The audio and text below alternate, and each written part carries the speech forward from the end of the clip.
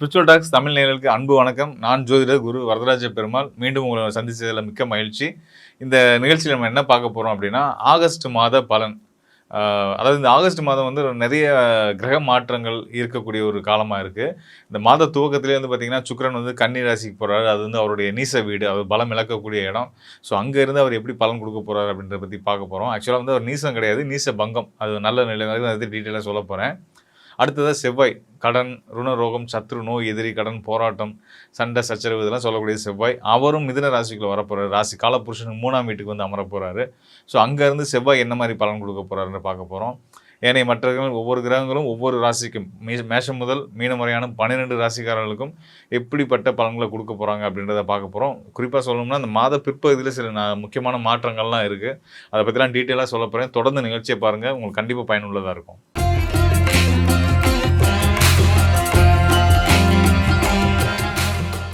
ரிஷபராசி அன்பர்களுக்கு இந்த ஆகஸ்ட் மாதம் மிக சிறந்த யோகங்களை அள்ளி கொடுக்கக்கூடிய ஒரு அற்புதமான காலமாக இருக்க போகுது. காரணம் என்னன்னு கேட்டிங்கன்னா, இந்த மாதம் துவங்கி 2வது நாள் ஆகஸ்ட் 2ஆம் தேதியே வந்து பார்த்திங்கன்னா, உங்கள் ராசிக்கு அதிபதியான அசுரகுருன்னு சொல்லக்கூடிய சுக்கிரன் வந்து பார்த்திங்கன்னா, ராசிக்கு 5ஆம் இடமான யோகஸ்தானத்தில் போய் அமர போகிறாரு.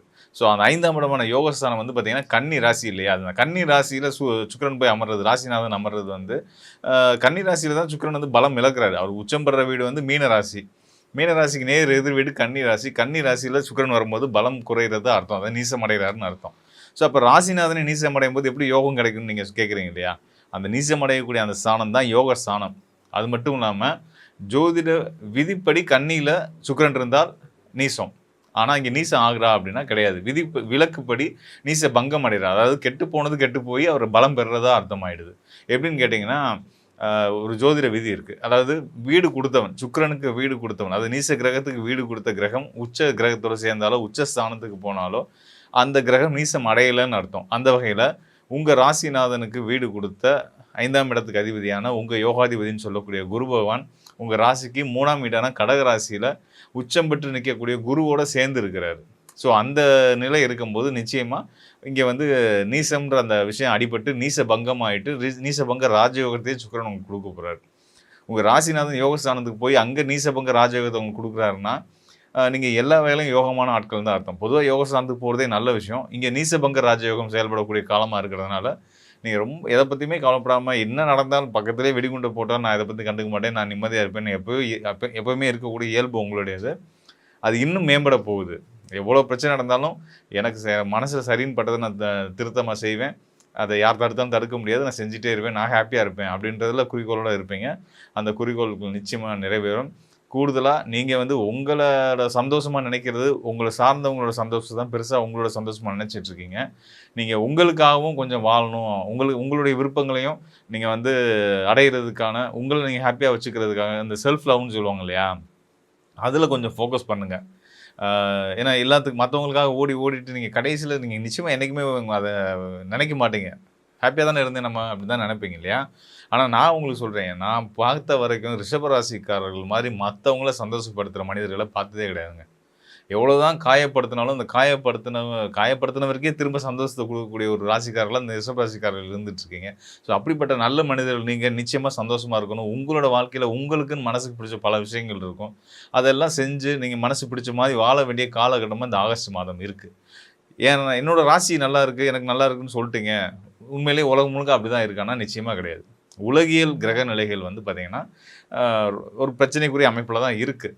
நம்மளை சுற்றி பிரச்சனைகள் இருக்குது. நீங்கள் சேஃப் ஜோனில் இருக்கீங்க, உங்களோட நேரம் நல்லா இருக்குது அப்படின்றத நான் சொல்கிறேன். அதே மாதிரி உங்களுடைய ராசிக்கு தொழில் ஸ்தானத்துக்கு அதிபதியான சனி பகவான் வந்து பார்த்திங்கன்னா மீன ராசியில் லாபஸ்தானத்தில் இருந்துகிட்ருக்காரு இல்லையா. ஸோ அந்த மீன ராசின்றது உங்கள் ராசிக்கு 11ஆம் இடம், லாபஸ்தானம்ன்றது 11ஆம் இடம். அந்த 11ஆம் இடத்துல இருக்கக்கூடிய சனி நல்ல பலன் தான். இயற்கை அசுப கிரகம் வந்து 11ஆம் இடத்துல இருக்கும்போது நல்ல யோக பலன்கள்லாம் கொடுப்பாங்க.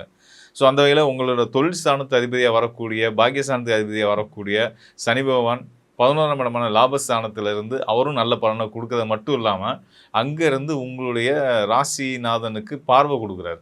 சனியோட சப்தம பார்வையில் உங்களுடைய ராசிநாதன், சனி சுக்கிரன் இணைவு அப்படின்றது வந்து பார்த்திங்கன்னா அல்டிமேட் ஹாப்பினஸை கொடுக்கும். அதாவது நீங்கள் இந்த மாதம் நீங்கள் சும்மாவே இருக்க முடியாது. உங்களுக்கு என்டர்டெயின்மெண்ட்டுக்கு பஞ்சமே இல்லாத அளவுக்கு உங்கள் நண்பர்கள் உங்கள பிஸியா வச்சுப்பாங்க. உங்களுக்கு நேரம் வந்து போறதே தெரியாத அளவுக்கு காலைல விடிஞ்சா அடுத்த நாள் காலைல வந்துரும். அந்த மாரி ரொம்ப ஃபாஸ்ட்டா செகண்ட் போடுற நேரத்தில உங்களுக்கு நேரங்கள் ஓடப்போகுது. அதே நேரத்தில கோட்ட விட்டுறாதீங்க சம்பாத்தியத்த. ஏன்னா நம்ம ஜாலியா இருக்கோம், ஹேப்பியா இருக்கோம் எல்லாம் ஓகே தான். எண்ட் ஆஃப் த டே நம்ம அந்த நாள்ல வந்து நம்ம என்ன சம்பாதிச்சோம், நமக்குன்னு என்ன சம்பாதிச்சோன்றது ஒரு விஷயம் இருக்கு இல்லையா? அதிலயும் கொஞ்சம் கவனம் வைங்க. வாழ்க்கை சிறப்பாவே இருக்கும். கூடுதல் சிறப்புகளையும் நான் சொல்லிடுறேன். இன்னும் என்னென்ன விஷயங்கள் இருக்கு அப்படின்னா, உங்க ராசிக்கு தன, குடும்ப, வாக்கு ஸ்தானத்துக்கு செவ்வாய் போய் அமரப்போறார். மாத துவக்கத்திலேயே அவரும் வந்து அமர்ந்துறாரு. ஸோ உங்க வார்த்தைகள்ல ரொம்ப கவனம் தேவை. விளையாட்டுத்தனமா பேசினா கூட தப்பாயிரும். அதனால வந்து ஒரு விளையாட்டுக்கு தான் சொன்னேன், ஒரு ஃபன்னுக்கு தான் சொன்னேன். அது சீரியஸா எடுத்துக்கிட்டாங்க. நான் என்ன பண்றது? அப்படிலாம் கேட்குற அளவுக்கு வச்சுக்கிறாதீங்க. யாருக்கும் உங்களோட சக்திக்கு மீறியான கமிட்மெண்ட்ஸ குடுக்காதீங்க. குறிப்பா இந்த கடன் விஷயத்துல நான் இருக்கேன்ல பண்ணி தரேன், நான் இருக்கேன் வாங்கி தரேன். இந்த மாதிரிலாம் சொல்லி வாய குடுத்து மாட்டிக்கிட்டாய்ங்க, புண்ணாக்கிறாய்ங்க, கஷ்டப்பட்டுக்கிறாய்ங்க. கூடுதலா சூரியன், குரு, புதன் இவங்களோட சேர்க்கை 3ஆம் இடத்துல இருக்கு. அதுவும் ரொம்ப சிறப்பு தான். மாதம் பிற்பகுதியில வந்து பார்த்தீங்கன்னா, சூரியன் சிம்மத்துக்கு வந்துருவாரு. புதனும் சிம்மத்துக்கு வந்துருவாரு. ஸோ இந்த புதன், சூரியன் சிம்மத்துக்கு வந்து அங்க கேதுவோட சேர்ந்து மக நட்சத்திரத்தில் அமரக்கூடிய காலம். அதற்கு எதிர்நிலையில ராகு, ராகுவுக்கு திரிகோணத்தில செவ்வாய். இந்த குறிப்பிட்ட காலம் வந்து பொதுவாவே ஒரு போராட்ட காலம் தான். உங்க ராசிக்கு மட்டும் சொல்லல. கிரக சூழல்களின் அடிப்படையில, கோச்சார அடிப்படையில உலகியல் ரீதியான நிறைய சங்கடங்களும், பிரச்சனைகளும் இருக்கக்கூடிய ஒரு காலகட்டமா இருக்கு. இந்த நேரத்தில உங்களோட பிசினஸ் பண்ணிட்டு இருக்கலாம், வேலையில இருக்கலாம். அவசரப்பட்டு எந்த முடிவுகளும் எடுக்காதீங்க. ரொம்ப எந்த முடிவுகளும் எடுக்காதீங்க. அதாவது வேலைய விடுறதோ, இன்னொரு வேலைக்கு மாறி போயிடலாம். இல்ல பிசினஸ் ஸ்டார்ட் பண்ணிடலாம். இல்ல பிசினஸ் எக்ஸ்பேண்ட் பண்றதுக்காக இன்வெஸ்ட்மென்ட் பண்ணலாம். அப்படின்ற மாதிரியான ரிஸ்க்லாம் வந்து நீங்க இன்னும் ஒரு 2 மாசத்துக்கு யோசிக்க வேண்டாம். அதான் உங்களுக்கு நான் சொல்ல ஒரு சின்ன அட்வைஸ். இதையும் எடுத்துக்கங்க. மத்தபடி ரொம்ப நல்லாவே இருக்கு. தைரியமா, நிம்மதியா, சந்தோஷம். பொதுவா வந்து இந்த கோச்சார பலன்கள் இப்ப நம்ம பார்த்தோம் இல்லையா? நம்ம ராசிக்கானது. ஸோ இது வந்து பார்த்தீங்கன்னா, என்ன விஷயம் அப்படின்னா, நெறைய பேர் சொல்லுவாங்க. ஏன்னா நீங்க எல்லாருமே இந்த நம்ம மாத பலன்கள், வார பலன்கள், டெய்லி பலன்கள் பார்க்கக்கூடியவங்க, ராசி அடிப்படையில பலன் பார்க்கக்கூடியவங்க எல்லாருமே மக்கள் என்ன சொல்லுவாங்க அப்படின்னா, நீங்க சொல்றீங்க நல்லது வரும்ன்றீங்க, ராஜாவாயிரும்ன்றீங்க, ஜாக்பாட் அடிக்கும்ன்றீங்க, புதையல் யோகம்ன்றீங்க. எதுவும் அந்த மாதிரி தெரியல சார். வாழ்க்கையில கஷ்டம் மட்டும் தான் இருந்துகிட்டே இருக்கு அப்படின்றத சொல்லுவீங்க. ஸோ இதில என்ன நீங்க புரிஞ்சுக்க வேண்டியிருக்கு அப்படின்னு நானுமே பல இடங்கள்ல பதிவும் பண்ணியிருக்கேன். அது திரும்பவும் நான் இங்க பதிவு பண்ண ரொம்ப ஸ்ட்ராங்கா பதிவு பண்ண விரும்புறேன். அதாவது நம்ம ராசி அடிப்படையில இந்த பார்க்கக்கூடிய பலன் இருக்கு இல்லையா? இது வந்து ராசி அப்படியே ராசியை தீர்மானிக்கிறது எந்த கிரகம் அப்படின்னா சந்திரன். சந்திரனுக்கு என்ன ரோல் இந்த ஜோதிடத்தில் அப்படின்னா, மனோகாரகன், உடல் காரகன் மற்றும் தாய் காரகன் சந்திரன். ஸோ இப்போ வந்து என் ராசிக்கு நீங்கள் எப்படி இருக்கு பலன் எப்படி இருக்குன்னு கேட்டிங்கன்னா, உங்கள் மனசுக்கு நல்லா இருக்குன்னு தான் நான் சொல்லணும். ஏன்னா சந்திரன் தானே மனோகாரகன். சந்திரன் வச்சு தான் ராசியை நம்ம முடிவு பண்ணுறோம். நம்ம பிறக்கிற அன்னைக்கு சந்திரன் வந்து எந்த ராசியில் இருக்கிறாரோ, அங்கே என்ன நட்சத்திரத்தில் பயணிச்சுட்டு இருக்கிறாரோ, அதுதான் நம்மளுடைய ராசி, நம்மளுடைய நட்சத்திரம். சந்திரன் நம்மளுடைய மனோகாரகன். ஸோ அந்த மனதின் அடிப்படையில் உங்களுக்கு கிரகங்கள் எப்படி வேலை செய்யும் அப்படின்றத சொல்லக்கூடியதான் இந்த கோச்சார பலன்கள். ஸோ மனசை நம்ம எப்படி வச்சுக்கிட்டா இந்த பலன்கள் நாங்கள் கொடுக்கக்கூடிய பலன்களை உங்களால் முழுமையாக அடைய முடியும் அப்படின்றது தான் நான் இப்போ உங்களுக்கு சொல்லியிருக்கேன். நான் உங்களுக்கு நிறைய பேர் சொல்லியிருக்கேன் இல்லையா? இதை எதை ஃபாலோ பண்ணுங்கள், இதை எதை செய்யுங்க, இந்த மாதிரியெல்லாம் நிலைகள் இருக்குது. ஸோ இதெல்லாம் ஃபாலோ பண்ணிங்கன்னா வாழ்க்கையில் சக்ஸஸ்ஃபுல்லாக ஹாப்பியாக இருக்கலாம்னு சொல்லியிருக்கேன் இல்லையா? ஸோ இதுதான் விஷயம் அதுதான். உங்கள் மனசை நீங்கள் வந்து நான் சொன்னதுக்கு ஏற்ப தயார்படுத்திக்கிட்டீங்க அப்படின்னா, நான் சொன்னதுக்கு ஏற்பன்றதை கூட விட்டுருங்க. உங்கள் மனசை பாசிட்டிவாக வச்சுக்கோங்க. உங்கள் மனசை பாசிட்டிவாக வச்சுக்கிட்டிங்கன்னா, நேர்மறையான சிந்தனையோடு வச்சுக்கிட்டிங்கன்னா, உங்கள் வாழ்க்கையில் எப்போயுமே மகிழ்ச்சியும் சந்தோஷமும் இருக்கும். இது வந்து இப்போ இந்த ராசி அடிப்படையில் சொல்லக்கூடிய, இந்த சந்திரன் அடிப்படையில் சொல்லக்கூடிய இந்த கோச்சார பலன் அப்படின்றது வந்து மதின்னு சொல்லக்கூடிய சந்திரனை வச்சு சொல்லக்கூடியது. விதியை மதியால் வெல்லுவோம் இல்லையா? மதின்றது சந்திரன், விதின்றது வந்து உங்களுடைய ஜாதகம், லக்னம், சுய ஜாதகம். உங்கள் தனிப்பட்ட ஜாதகத்தில் ஒரு விஷயம் இல்லைன்னா கூட சந்திரனை வச்சு நம்ம ஆக வைக்க முடியும். சந்திரன்னா என்னது? மனசு. மனசால் சாதிக்க முடியாது இந்த உலகத்தில் எதுவுமே கிடையாது. அதனால் உங்கள் மனசை நீங்கள் முதல் ஸ்ட்ராங்காக நம்புங்க. மனசை சரியான நிலையில் வச்சுக்கோங்க. மனப்பதட்டமோ, மனக்கவலையோ, மன சங்கடங்களோ எதுக்கும் ஆளாகாதீங்க.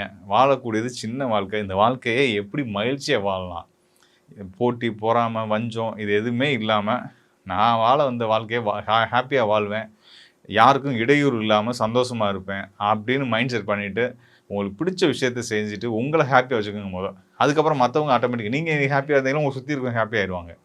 ஸோ இதுதாங்க விஷயம். அதுதாங்க மனசை புரிஞ்சுக்கிட்டா, நம்ம புரிஞ்சுக்கிட்டோம்னாலே வாழ்க்கை சிறப்பாயிருன்றது தான் உண்மை. அதன் அடிப்படையில் தான் உங்களுக்கு இந்தந்த நேரத்தில் இப்போ உதாரணத்துக்கு இன்னும் தெளிவாக சொல்லணும் அப்படின்னா, ஒரு சைக்காலஜி இப்போ இன்றைக்கி சைக்காட்ரிஸ்ட் இருக்காங்க இல்லையா, அவங்க வந்து ஒருத்தரோட நடவடிக்கையை வச்சு அவருக்கு இந்த மாதிரி விஷயங்கள் வந்து நடந்துட்டு இருக்குன்னு சொல்லுவாங்க. ஒருத்தருக்கு இந்த மாதிரி நடவடிக்கைக்கு போவாங்க அப்படின்னு சொல்கிறது தான் ஜோதிடம். சைக்காலஜிக்கும் ஜோதிடத்துக்கும் பெரிய வித்தியாசம்லாம் கிடையாது. ஒருத்தவங்க நடந்துக்கிற முறையை வச்சு இப்படிலாம் பண்ணுறாரா, அப்போ அவருக்கு இந்த நோய் இருக்குது, இந்த மருந்து சாப்பிடுங்க, இதை செய்யுங்க செய்யுங்கன்னு சொல்லுவாங்க, இந்த ப்ராக்டிஸ் பண்ணுங்கன்னு சொல்லுவாங்க இல்லையா. ஒருத்தர் ஏன் அப்படிலாம் நடந்துக்கிறாருன்னு சொல்கிறது தான் ஜோதிடம்.